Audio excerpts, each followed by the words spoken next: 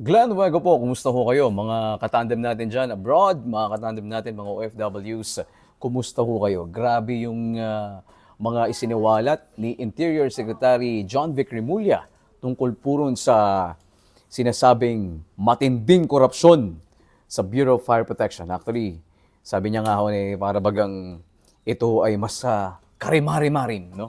Ito pong issue ng korupsyon dyan daw po sa Bureau of Fire Protection. Ipi-play ko rito, mga katande, mga kapuso, yung interview po namin dito sa PNP Press Corps with Secretary John Vic Remulla. Kayo na po ang humusga kung kayo rin ho ba ay biktima ng sinasabi nga pong korupsyon sa Bureau of Fire Protection. Ano-ano po ba yung kinasangkutan ng mga BFP officials na ito?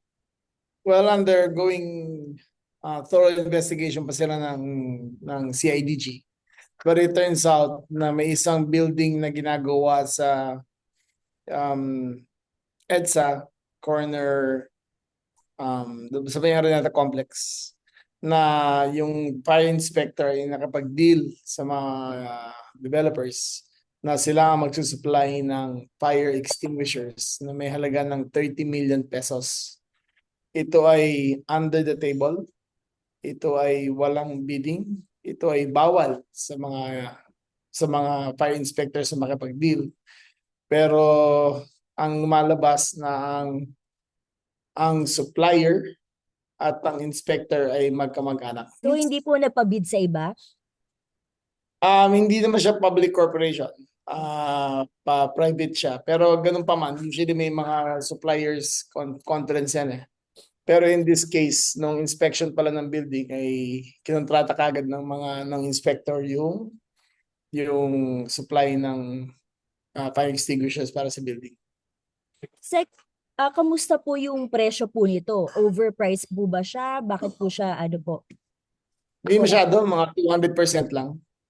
200%. Dinoble po nila yung presyo. Ano ito sapilitan po ba ito na dapat sila Kasi kung ano nangyayari dyan, kung di nila bigyan ng certificate of fire compliance, hindi sila makakuha ng occupancy permit. So, sa pilitan niya, kasi paspasan yan nagbenta ng mga condo, hindi makakalipat na mayari, hindi na naman bigay yung certificate of condominium title kung wala yung fire safety inspection permit ng BFP. Okay. Ay. Go po. Sec, Manny po, Philippine Star. Sir, na-mention nyo kanina sa isang radio interview yung may kakasuhan kayo next week ng mga 20 senior BFP officials dahil naman dun sa fire truck na parang ang nakita kasi ay for the last 20 years ay may bid rigging sa loob ng BFP. Ang nangyayari dyan, yung accredited suppliers ng let's say 2010. Noong 2010, kailangan meron kayong 10 years experience of supplying the Philippines, of doing business in the Philippines. Noong 2020, nung gumawa sila ng bagong sa TOR nila, kinuha naman lang 20 years. So in effect, yung suppliers ng 2010, sila lang ang pwede supply sa 2020.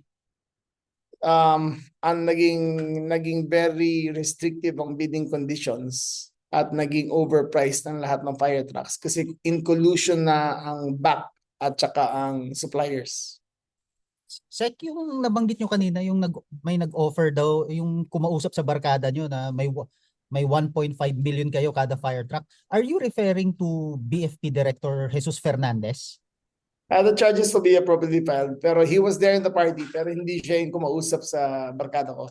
Tao niya ang kumausap sa barkada ko. Tao niya yung kumausap sa inyo. Okay. So kasama siya sa kakasuhan. Sa barkada ko rin. Hindi sila dumidiretso sa akin. Takot sa akin lahat ng tao dyan eh.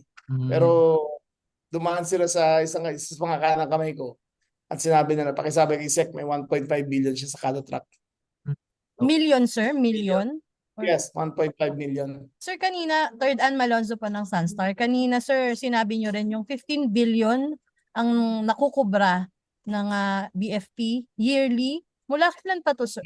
Mula kailan pa to, sir? Ano ko lang yan, rough guess ko yan. Kasi kung titignan mo, lahat ng condominium, lahat ng building, lahat ng negosyo, lahat ng kahit warehouse, kahit kahit dental clinic, kahit medical clinic, lahat yan, lahat na ng negosyo sa buong Metro Manila, buong Pilipinas, lahat yan dadaan sa fire inspection permit para sa occupancy permit nila. Lahat yan hindi makakakuha ng occupancy permit kung wala silang clearance galing sa BFP at hindi sila bibigyan hanggang bumili sila ng fire extinguisher o sila ang magsusupply sa sprinkler system habang ginagawa yung building. Gaano na... Ay, sir, tingin nyo, Leia po, UNTV, sir, tingin nyo gaano na katagal itong ganitong mali sa BFP sa mga Hindi fire- ko malalaman but as far as collusion is concerned, 20 years na. Pero ayon sa mga kaibigan ko, since Tiny Memorial, ganyan na raw ang BFP eh. Matagal na daw silang ganyan. Sir, kanina may nabanggit din kayo yung nagbabayad ng 500,000 yung gustong makapasok sa BFP. Yes. May ganyan kaming reports na applicants para matanggap sila bilang plebo ng BFP. Magbabayad pa sila ng 500,000. Kasi ang BFP naging very lucrative eh. Para makapasok ka dyan, kasama ka na sa buong sistema, sa buong ecosystem ng corruption ng buong BFP. Kasama ka na dyan, basta pumasok ka. So yung 500,000, mababawi nila yan. Kaya para makapasok sila, magbabayad sila. At ang dami nilang biktima dito. Sir, ano po yung nag-trigger sa inyo para magpa-imbestiga at maimbestigahan yung ganitong corruption? Ito po ba yung dun sa fire truck? Ito po ba yung nag-trigger? Hindi. Kasi sariling pamilya ko, biktima eh. Sariling pamilya ko, bibiktima kami sa Cavite eh. Ako na governor nun ha. Sisingil pa yung pamilya ko para sa occupancy permit. Ganong kalupit mga to. Walang sino-sino yung mga to. Sir Jason po ng Inquirer. Sir, nabanggit niyo po earlier na kay BFP Chief Jesus Fernandez po, no? You said po na you've made a recommendation to the President. Does this mean po na nakausap niyo na po si President na i-relieve po si BFP Chief? I've just made the recommendation pero hindi ko pa siya nakakausap. Sa ngayon po, dalawa pa lang po itong officials na relieve po ngayon. Sino-sino po sila, Hindi, sir? mas marami pa sila hanggang inspectorate level sa NCR, sa Quezon City. Nakita na rin namin nakasama dito sa corruption to.